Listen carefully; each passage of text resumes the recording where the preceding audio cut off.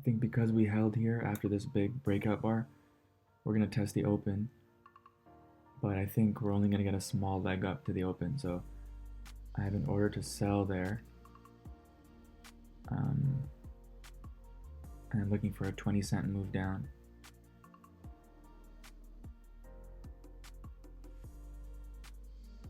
And I think even if we get above here, there's going to be sellers there. Okay, got filled.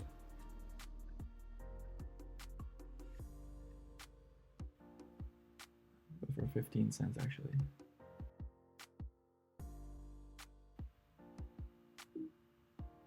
Okay, I'm out. 15 cents on 2 shares, so 30 cents. This is not a trade setup that I typically take. It's my first time taking a trade like this. It's just something I've noticed a lot recently, is that when we get a spike down, we start off reversing that spike slowly with a small leg, and then we get an impulsive leg up. If that leg holds on the next bar, so in this case with a move down and a move back up, forming a doji, and then closing near its high, or even if it closes around its middle, if it's holding after that spike, it typically means that it's going to get one more leg up. And that leg usually ends at some kind of resistance, either the high of the spike, the downward move down, or at another type of resistance like the open of the day. And so we usually get one more leg up. You can see it as a second leg, so this big spike and then pause, and another leg as a second leg, or how I see it typically is one pullback, two bigger second leg, pullback, and then it has a third leg.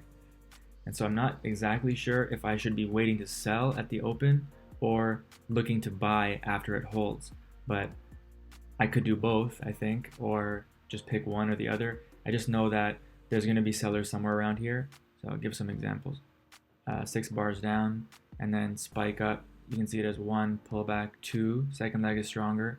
We hold up here just by having a bull bar and not reversing down sharply, and that leads to a third leg up, and then sellers somewhere in this area. So again, that could be a buy at the hold or a sell 1 or 2 points higher, and then look to sell more higher. I'm not sure. This one's not as clear because it's not a gap up. And here again, 6 bars or 5 bars down, spike up. We hold, similar bar that, to today. We hold with the bar closing near its high. And so that means either buy to test some kind of resistance, like here the high close. So I could buy there, or I could have a sell order there to sell for a small bounce to the downside and then potentially sell more higher. Looks like what we're getting today. End up finding resistance there, and then we get another strong move to the downside, and that's what we're getting today. And the last example here, this is a really busy chart with all the notes, but here we have one pullback, stronger second leg, hold, closing near its high, it's a bull bar, resistance up a little bit higher, so that's a buy, potentially to resistance, the open of the day, and also potentially a sell at the open of the day for a scalp down. This is also a measured move target from this low and then this breakout point, so multiple reasons to sell here. But yeah, that's kind of what I'm looking at, looking to buy here and sell here, or do both. But today I decided to sell, and happy with the trade overall. It looks like it's something that is reliable, and let's continue to experiment with it. I sold here as this bar was accelerating down. We had 3 pushes up on the day, and then ended up with a 6 bar bear microchannel. So I was looking for a sell above one of these bars, but didn't get it, and we started to accelerate down. So I thought the next target support level would be this low here. So as it accelerated down, I thought it'd be okay to sell, looking for a test of that level. If we get a bull bar closing on its high or a strong reversal up, I'll look to exit. So it's essentially trying to make 10 cents and risking 10 cents if it accelerates back up above this breakout bar.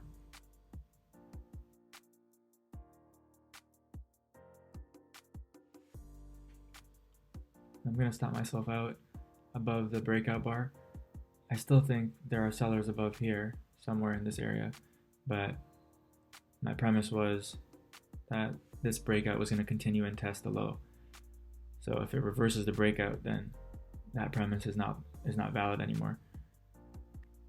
And I'll move my target to break even because I didn't want that big of a reversal on the breakout. So either get stopped out break even, either get out break even, or get stopped out up here for a 15-cent loss.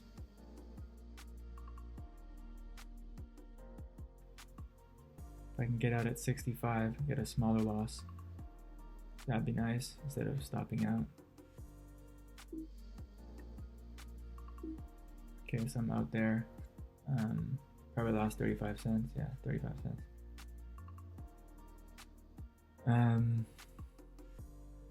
I guess it just ended up being a climax and not a breakout. I think ended up selling too low in what was becoming a trading range. This was the top. I was looking to sell up here, but as it started to accelerate, it was starting to accelerate at the bottom of the range. So maybe that was a mistake of selling down there too low at a spot where it's more likely a climax and an end of the move instead of starting something. I'll look at some more of these and see what I could have done better. Maybe up here it was just a sell to close, not necessarily looking to sell a pullback, and then down here just selling too low. But yeah, probably done for the day. So I ended up selling during this bar as it was accelerating down. I was feeling a little bit like I was missing the trade because after the 3 pushes, I tried to sell above bars, didn't get filled.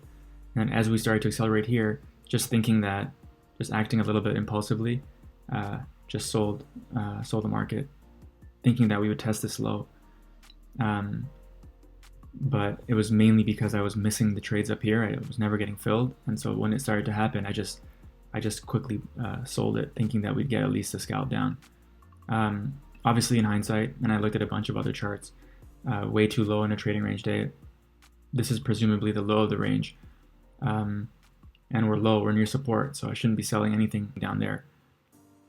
And then also this trend line, I pretty much sold right at the trend line. So just not a good trade overall, just a little bit rushed, thinking about what I was looking for. I was looking for some kind of bear breakout or some kind of sell, and just lost track of how low I was selling. So that was a bad trade, and something I definitely need to keep my eye on. Not necessarily the trend line, just knowing that I'm selling way too low, and these kinds of bars are more likely climaxes and not breakouts.